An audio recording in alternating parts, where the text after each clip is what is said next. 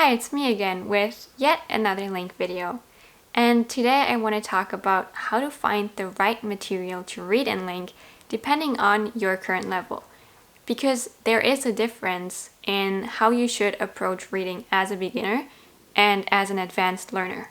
Before we go into that though, I think there is one really important thing about reading that we have to discuss before. And that is the difference between intensive and extensive reading, and how this concept absolutely does not apply to LingQ. Intensive reading is essentially when you look up every unknown word, every grammar structure, and idioms that you don't understand. By doing this, you get an in-depth understanding of what the text means. You understand the grammar structures, you understand the single words, but also your reading is going to be a lot slower because obviously you're taking a lot of time doing this. Extensive reading, on the other hand, is where you read large amounts of text, but you don't really go through them in depth. It is not really possible to do this method when you have a lot of unknown words and grammar structures and still hope to understand a lot. So the general recommendation of how many words should be unknown to still have a smooth reading experience is between 2 to 3%. So that is between 3 to 5 unknown words per page. I think this 3% mark gets into people's head a lot more than it should, and it actually hinders them. A lot of people will think like, oh, I'm still a beginner, I can't read yet, or oh, I've only been learning for a year, there's no way I could pick up a novel and read. Or they think that because there are so many unknown words that they just shouldn't read and wait until they reach that 3% mark. The thing is that this 3% is only a factor to take into consideration when you read a physical book and you have a physical dictionary, and then looking up more words than that would take away so much time from your reading. Because there is nothing inherently wrong with looking things up. It's quite the opposite. Looking things up is so good. It's just that in the traditional sense, when you have a paper book and a paper dictionary and you mark your unknown words and then you transfer them to a notebook, or maybe you type them into Google and look for a translation, that is what really takes away a lot of time from your reading. And at that point, what you're doing is not really extensive reading anymore. At that point, you're really just doing intensive reading, which is perfectly fine, but it's a different activity. Now, imagine we had something, a program maybe, that would let us instantly look up grammar points and vocabulary. It would all be digital, and we could, with just one click, look up the translation and then keep reading. When looking up things becomes this fast and effortless, you essentially can get the best of both worlds.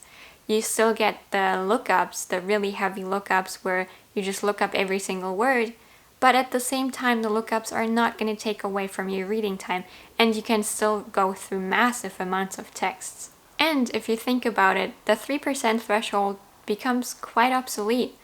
The range of what you can read now moves up by so much. Obviously, if you read something that has 80% unknown words, you're still going to be doing pretty intensive reading because you're still going to be looking up a lot of words. But now, with that digital thing, the program, now we can read things that have 15% unknown words quite easily without too much trouble. Okay, now that we went through all of that, let me just give you some recommendations of what percent of unknown words range I would recommend at the different stages. As a beginner, you are obviously very limited in your abilities. You don't really know any words, you don't know a lot of grammar structures, long sentences will totally throw you off, and if the story is too complex and there's too many things going on, or the story is too bizarre, then you're not really going to be able to follow. That is why a lot of reading material will be totally out of reach for you, even if you were to use LingQ. As a beginner, you're better off reading graded readers, which are shorter stories with slightly shorter sentences, slightly simplified grammar, but using very common words which are really important for learners. I think a lot of people confuse graded readers with children's books. Children's books follow pretty simple plot lines but have sometimes pretty obscure words. Children, for example, know all the animals. They know quite a few trees and other things that learners are just generally not going to need. As a beginner, you should probably aim to read things between 40 to 60% unknown. You can check how many unknown words there are by looking at the little number below each course and also below each lesson. And by the way, I recommend checking the lesson unknowns rather than the overall course unknowns. The reason I say 40 to 60% is because you likely won't find much that will be significantly lower than that. And that's about the range where you don't have to look up literally everything, so it's somewhat bearable. Reading as a beginner is rather intensive, and that's the unfortunate truth. But in the beginning, you won't be reading to enjoy the story. It'll be for you to notice and reinforce new words and grammar structures, to see common words over and over again, to reach a point where the grammar just kind of clicks, so that eventually you can read for fun and a little bit of grind rather than just grinding. When you move to the intermediate stages, most of what you are reading will be between 20 and 30% unknown. And it will stay like that for quite a while, so don't get discouraged if after book after book after book, it still hasn't really gone down significantly. The intermediate stage is the stage where you're just gonna have to sit through that feeling of not really making progress.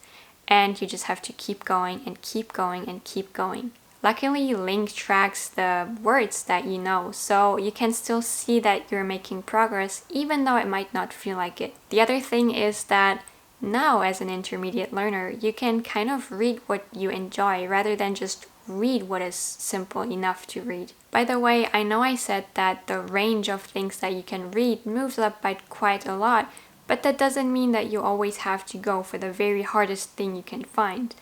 Some people think that they learn more if they read way harder material, but I absolutely disagree with this approach. If you have something that is 40% unknowns and something that is 20% unknowns, go with the 20%. There is still so much to learn in those 20% that you probably won't even learn it all. This goes for advanced learners too, by the way. After having grinded your way through many books, you will now be at a point where in each lesson there will be between 2 to 6% of unknown words. And this is per lesson, it's important, not per book, per lesson. You might be inclined to think that you should read old classics, high literature, something that is really difficult to still keep your unknowns as high as possible. But you'd be surprised how efficiently you can learn at 2 to 6% of unknown words. Things are just gonna flow into your brain. You're instantly gonna learn these things. It's gonna be so easy, and the reading experience is gonna be really nice. You'd also be surprised how many unknown words there are in quote-unquote easy books. At this point, you can pretty much read whatever you want. You can follow all your interests, and you don't really have to worry about the many unknown words and grammar structures hindering your reading experience. You are literally in reading heaven. Okay, just to summarize again, when you're starting to read, reading is gonna be pretty intensive because you don't know any words yet. You should try to aim between 40 to 60%, and the less unknown words you have, the better the reading experience will be. The intermediate stage is going to feel pretty long, and you won't feel like you're making much progress because every book will have so many unknown words. At the same time, that won't really change for quite a while. Try to stay in the lower 20% just to ensure that you have a smoother reading ability.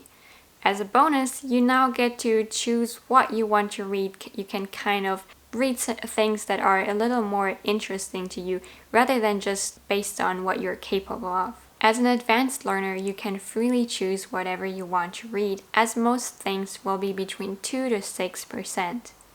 Don't let these numbers fool you though, you will still learn a lot from just those 2 to 6%. And that is it for this video. I hope I could give you some insights into the wonderful world of reading. I will see you in the next video.